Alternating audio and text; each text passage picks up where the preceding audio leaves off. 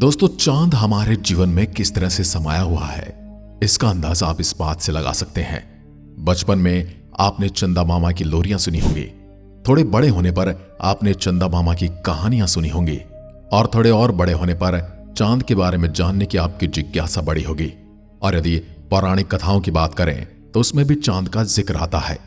बचपन में जब हम दादा दादी या नाना नानी से पूछते थे कि चांद पर यह निशान कैसा है, तो कोई कहता था कि वहां पर खरगोश बैठा है, वही हमें दिखाई देता है। मित्र द्वारा मारी गई धोती का निशान बताया, परंतु असल क्या है, असलियत क्या है, यदि हम चांद पर पहुंच भी जाएं तो हमें क्या दिखेगा वास्तव में? क्या हमें वो खरगोश दिखेगा या हमें वो चीजें दिखेंगी जो हमें बचपन में बताई जाती थी? आज मंगल से भी ज्यादा यदि पूरी दुनिया कुछ जानना चाहती है, किसी के बारे में स्टडी करना चाहती है, तो वो है हमारा चांद।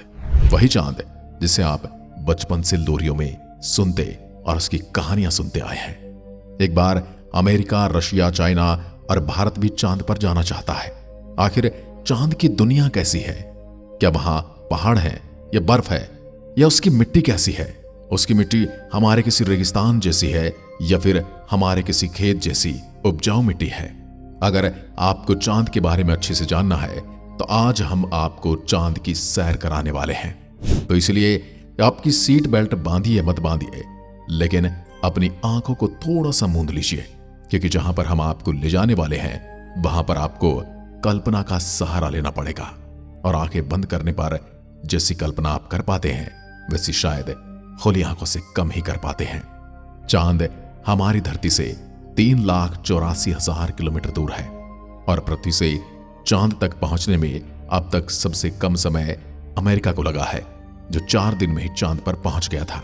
इसलिए हम अमेरिकी स्पेसक्राफ्ट में ही चांद पर जाने वाले हैं, क्योंकि हमारे पास ज्यादा समय नहीं है।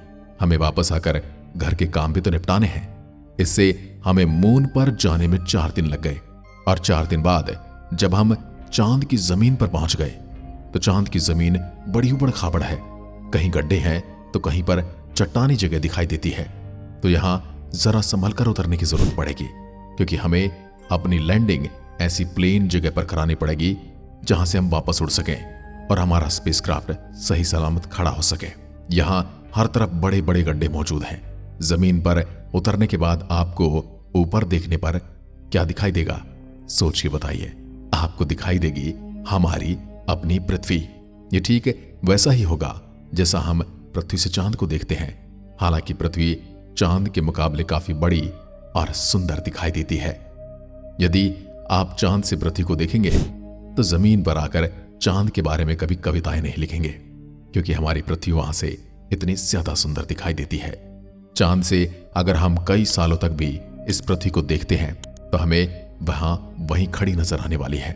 चांद का गुरुत्वाकर्षण पृथ्वी के मुकाबले 6 गुना कम है, यानी चांद की जमीन पर कदम रखते ही हमारा वजन 6 गुना कम हो जाएगा।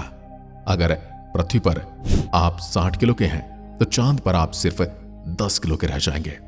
यहां आप खुद को काफी हल्का फील करने वाले हैं। यहां आपको चलने की जरूरत नहीं होगी, क्योंकि आप उछलकर चलने वाले हैं, क्योंकि चांद पर पृथ्वी की तरह हम नहीं चल सकते, या फिर आपको पैरों को घसीटते हुए चलना पड़ेगा। नील आर्मस्ट्रांग और उनके साथियों के पैरों के निशान आपको दिखाई देने वाले हैं, क्योंकि वहां पर न हवा है और न ही ये निशान आगे कभी मिटने वाले हैं। इसलिए आपको ये निशान आज भी वैसे ही दिखाई देने वाले हैं जैसे जिस दिन ये बने थे। चांद पर इधर उधर देखने पर हमें यहां बहुत सारा कचरा देखने को मिलने वाला है। इस कचरे में पेपर बैग, टूटी फूटी सैटेलाइट जैसी चीजें हमें इंसानों द्वारा ही फैलाई गई हैं, यानी कि इंसानी कचरा आपको चांद पर भी देखने को मिल जाएगा। चांद का गुरुत्वाकर्षण कम होने की वजह से इसका कोई वायुमंडल नहीं बचा। इसकी वजह से यहां रहने वालों के लिए उल्कापिंड जैसे खतरों का डर हमेशा बना रहता है, क्योंकि चांद का वायुमंडल उल्कापिंडों का विरोध नहीं कर सकता, उन्हें वायुमंडल में जलाकर खत्म नहीं कर सकता। इसलिए उनकी टक्कर सीधे होती है, और यही वजह है कि चांद पर आपको इतने सारे गड्ढे देखने को मिलते हैं। इसलिए आपको चांद पर थोड़ा सावधान रहना होगा, क्योंकि न जाने कब कौन सा उल्कापिंड आ जाए। जैसे हमारी धरती पर अक्सर पत्थरबाजी की खबरें आती हैं, वहां चांद पर नेचुरल पत्थरबाजी होती है। कहीं कोई उल्कापिंड आ जाए और आपका कचूमर ना बना दे, इसलिए थोड़ा संभल कर। इन्हीं उल्कापिंडों की वजह से चांद पर बड़े बड़े गड्ढे हैं। पृथ्वी पर देखने पर हमें चांद पर जो काले धब्बे नजर आते हैं, असल में वो धब्बे यही उल्कापिंड से बने हुए बड़े बड़े गड्ढे यानी क्रेटर हैं। पृथ्वी से जब हम आसमान की तरफ देखते हैं तो यह हमें नीला नजर आता है, वहीं चांद से यदि आसमान की तरफ देखेंगे तो हमें बिल्कुल काला नजर आएगा। यानी आप ऊपर की तरफ देखोगे तो आपको लगेगा कि आप काले आसमान में आ गए हो। चांद पर पहुंचने के बाद आपको टाइम पास करने के लिए भी कुछ चाहिए। हाँ, आप अपना मोबाइल यूज कर सकते हैं। क्या बात कर रहे हो? जी हाँ, मैं सही बात कर रहा हूं, क्योंकि नासा ने वर्ल्ड रिकॉर्ड में अपना नाम दर्ज किया है, क्योंकि उसने चांद पर वाईफाई की फैसिलिटी आपके लिए उपलब्ध कराई है, जिससे आपको 19 MBPS की इंटरनेट की स्पीड मिलने वाली है, वो भी बिना किसी टावर के। आप आराम से यहां इंटरनेट चला सकते हैं, लेकिन आप चांद से पृथ्वी पर कॉल नहीं कर सकते। फोन तो मिल जाएगा, लेकिन आपकी आवाज मुंह से बाहर नहीं आएगी, क्योंकि चांद पर आप कितनी मर्जी से जोर से चिल्लाओ, आपकी आवाज मुंह से बाहर नहीं आएगी। यानी आपकी आवाज आपके मुंह से आपके ही कान तक नहीं जाएगी, क्योंकि वहां पर कोई वायुमंडल नहीं है।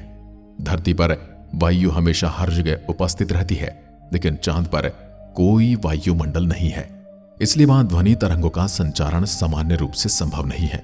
यहां भी यदि किसी को बुलाना चाहते हैं तो आपकी आवाज वह नहीं सुन पाएगा और न ही आप उसकी।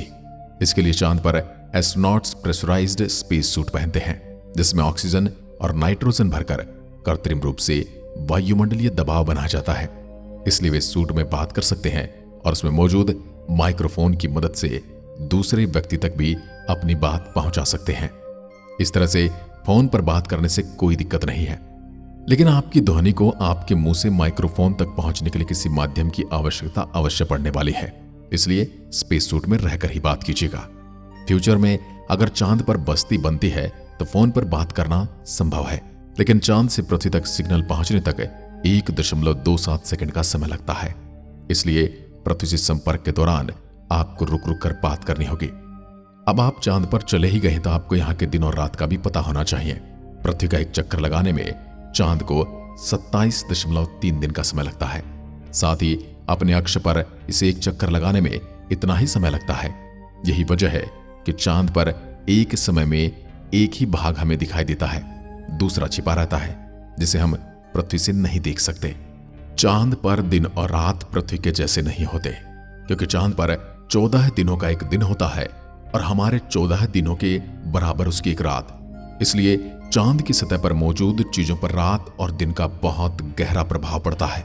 आप अंदाजा लगाइए, जब कई दिनों तक बारिश के या ठंड के मौसम में सूरज नहीं दिखाई देता है तो हमारा टेम्परेचर कितना गिर जाता है, हमें कितनी ठंड महसूस होती है और हम बेसब्री से धूप का इंतजार करते हैं। रात में चांद का तापमान -153 डिग्री तक चला जाता है और इसका दिन का तापमान 180 डिग्री सेल्सियस तक बढ़ जाता है। फिर चांद के अलग अलग हिस्सों की स्थितियां भी अलग अलग होती हैं। जैसे चांद का साउथ पोल सबसे ठंडा होता है। रात तो वहां इतनी ठंडी होती है कि हम इंसान उस हालात में रह भी नहीं सकते। चांद के साउथ पोल पर दिन का तापमान ज्यादा गर्म नहीं होता है, लेकिन रातें बड़ी ही ठंडी होती हैं। यह बर्फ जमने लगती है। इन्हीं भयानक स्थितियों के चलते अब तक चांद पर जितने भी मिशन गए हैं वो सभी उत्तरी इलाके में ही गए हैं, सिवाय भारत के चंद्रयान 3 के। रूस ने भी कोशिश की थी, लेकिन उसका चंद्रयान वहां पर क्रैश हो गया था। आपको यह भी दिखाई देने वाला है, जहां पर भारत का चंद्रयान 2 क्रैश हुआ था वो जगह भी आपको दिखाई देगी, उसका मलबा भी आप देखेंगे। और यदि आप थोड़ा और आगे बढ़ेंगे तो आपको लूना 25 के अवशेष भी देखने को मिलेंगे। साथ ही साथ आपको दिखाई देगा एक गहरी नींद में सोता हुआ हमारा चंद्रयान 3, जिसने एक दिन वहां पर काम किया, यानी कि हमारे 14 दिनों के बराबर उसने वहां पर समय बिताया और काम किया। उसके बाद वह चांद की रात को नहीं सहन पाया और उसने अपने अंतिम सांस वहां पर ली। रात के समय हम जिस चांद को चमकते हुए देखते हैं, लेकिन उसकी तो खुद की कोई रोशनी है ही नहीं। ये जो रोशनी हम देखते हैं वो सूरज से आने वाली रोशनी का रिफ्लेक्शन है। यानी हमें सूरज रोशनी देना बंद कर देगा तो हमें चांद कभी दिखाई नहीं देगा। चांद पर आपको मौसम नहीं देखने को मिलेंगे, क्योंकि परिक्रमा के दौरान मून अपनी धुरी पर केवल 1.54 डिग्री पर तिरछा होता है, वहीं पृथ्वी 23.44 डिग्री तक झुकी होती है। इस वजह से दो बातें पक्की होती हैं। पहली ये कि चांद पर पृथ्वी की तरह मौसम नहीं बदलते, और दूसरा ये कि चांद के ध्रुव पर कई ऐसे इलाके हैं जहां कभी सूरज की रोशनी या किरणें पहुंच ही नहीं सकती। अगर आप चांद के इन इलाकों में पहुंच जाते हैं तो यहां खतरनाक घटनाएं हो सकती हैं। कुछ लोग कहते हैं कि यहां पर एलियंस रहते हैं, और हम कहते हैं यहां पर बहुत गहरी ठंड और बहुत ज्यादा अंधेरा रहता है, यानी करोड़ों साल से इस जगह ने प्रकाश नहीं देखा है। इसे चांद का अंधा हिस्सा भी कहा जा सकता है। पृथ्वी से जब हम चांद को देखते हैं तो हमें गोल दिखाई देता है, जबकि वास्तव में ये गोल नहीं बल्कि अंडाकार है। हमारी धरती से हर साल चांद 1.5 सेंटीमीटर दूर होता जा रहा है। हमारे सौरमंडल में 135 चांद और भी हैं, लेकिन किसी पर जीवन का अस्तित्व नहीं है। और हमारी पृथ्वी पर अगर जीवन संभव है तो हमारे चांद की वजह से ही है, क्योंकि जब पृथ्वी से थिया नाम का एक ग्रह टकराया था तब धरती 23.5 डिग्री तक झुक गई थी, और उस समय अगर चांद न बना होता तब धरती फिर से सीधी हो जाती। चांद के गुरुत्वाकर्षण के कारण ही धरती अब तक झुकी है, और इसी झुकाव के कारण धरती पर अलग अलग तरह के मौसम पाए जाते हैं। अगर चांद न होता तो धरती सीधी हो जाती, और यहां भी दिन और रात दोनों बराबर होते। और हमारे समुद्र में जो आप ऊंची ऊंची लहरें देखते हैं ये शायद कभी नहीं उठती, और समुद्र का जल एकदम शांत होता। और सबसे बड़ी बात, आप जब चंद्रमा पर घूम रहे होंगे तो आपको भारत और इसरो का गौरव चिन्ह भी दिखाई देगा, जो कि हमारे विक्रम लैंडर के पैरों में लगा हुआ था। वह जहां जहां गया वहां वहां आपको इसरो का लोगो और भारत का अशोक स्तंभ का लोगो दिखाई देगा। इसे देखकर आपको गर्व महसूस होने वाला है। तो अभी हमें यहां पर आए कई दिन हो चुके हैं। यहां पर तो सिर्फ एक दिन हुआ है, क्योंकि यहां की रात को हम शायद बर्दाश्त न कर पाए, तो इसलिए हमें वापस निकलना होगा, क्योंकि हमें आए हुए पृथ्वी के 14 दिन हो चुके हैं। इसलिए हमें आज ही यहां से निकलना होगा, ताकि हम यहां अंधेरा होने से पहले अपने सफर पर निकल जाएं। तो दोस्तों, कैसा रहा आपका ये सफर? कमेंट में लिखकर जरूर बताइएगा। एक बार फिर मिलते हैं, तब तक के लिए नमस्कार, जय हिंद, जय भारत।